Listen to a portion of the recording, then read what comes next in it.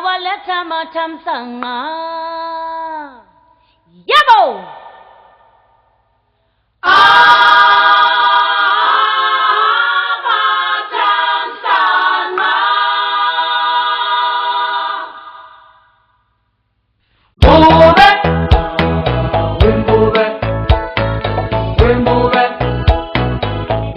I'm Brendan Ward, a professor in the Graduate Faculty of Arts and Sciences at Columbia University in New York, and I'm here to interview today Patrick Maphoso, a new candidate running in the elections for Dublin North Inner City.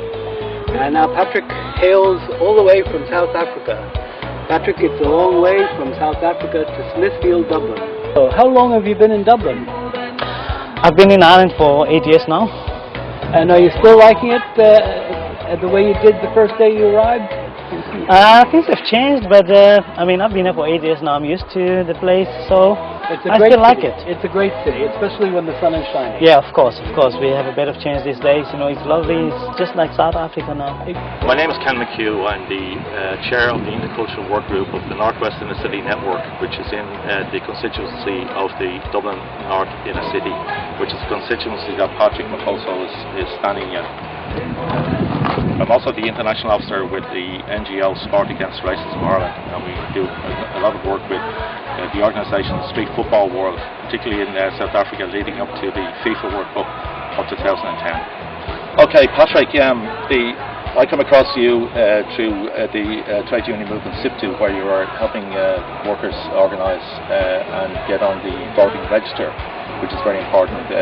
We're unique in Europe in that sense, insofar as that people who are living in this part of the city, for example, can at least vote in the, once you have a residency, can vote in the local elections at least.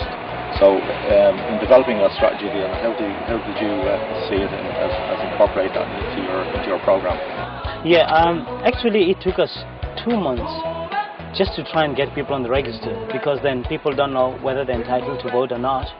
And there was no proper, workshops to actually tell immigrants of their rights, to vote in Ireland. Of course, it's a very unique, system in Ireland that people that have 6 months, just ordinary citizens in Ireland that have been here for more than 6 months are allowed to vote. I mean, that's a great step, and it's the only country in Europe, if not in the world, that is that system. So Ireland is unique in that way. But the problem is getting people on the voter registration roll. It was very, very difficult. In some cases, I think there are opportunities out there, but if the immigrant doesn't know about them, they can't take advantage of them. So part of it is further education of the working groups, the immigrant groups, about what the opportunities are, so they can climb the social ladder, I would suspect. Obviously, that means if you don't educate and better yourself, you will end up at the lower eventually, because we want immigrants to know that they have the right to vote in Ireland, and that they should exercise their right. So that was just one of the obstacles that we faced when we started. So when you approached me then the first week in your canvass in our patch on the North Circle Road, which is quite sickening when I heard it, that you were racially abused by two people on the North Circle near the Phoenix Park, just a stone's throw from the headquarters of the Garda Síochána.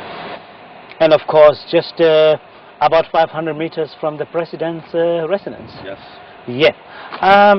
What actually happened was myself and my campaign manager, Aditya Arya, who's from India, were campaigning along the streets, knocking on doors and all that. So what happened was two gentlemen actually approached me, as I was trying to hand out my leaflets.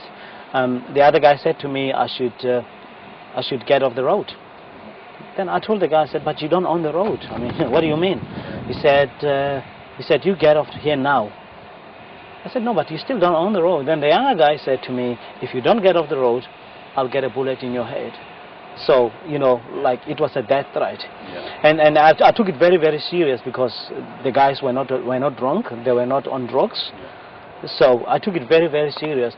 Plus again, what makes us to retire from the canvas in that particular evening was that it was getting darker, and there were very few people on the streets. Okay. So anything could have happened and there'll be no witness. Sure. So we decided to abandon the campaign for that particular night and retire, and we report that to the Bridal police station. And of course, with your help, you helped us a lot. If it wasn't for you guys, this wouldn't have gone as far as it went.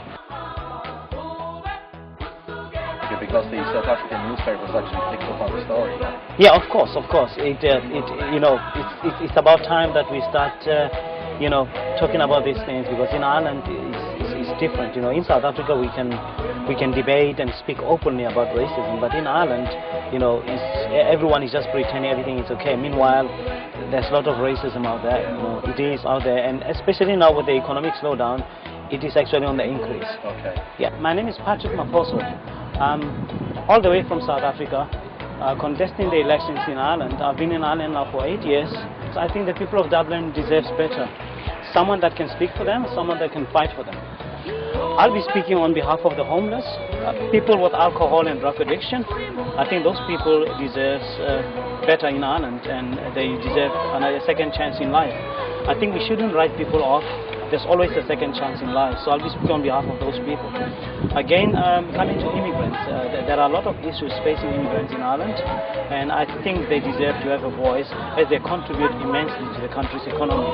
So I hope people will make the right choice this Friday and vote for me, because I am that change.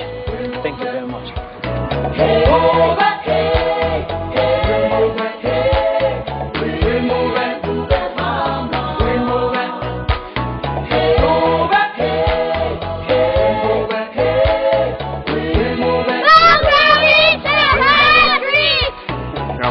Thanks, guys.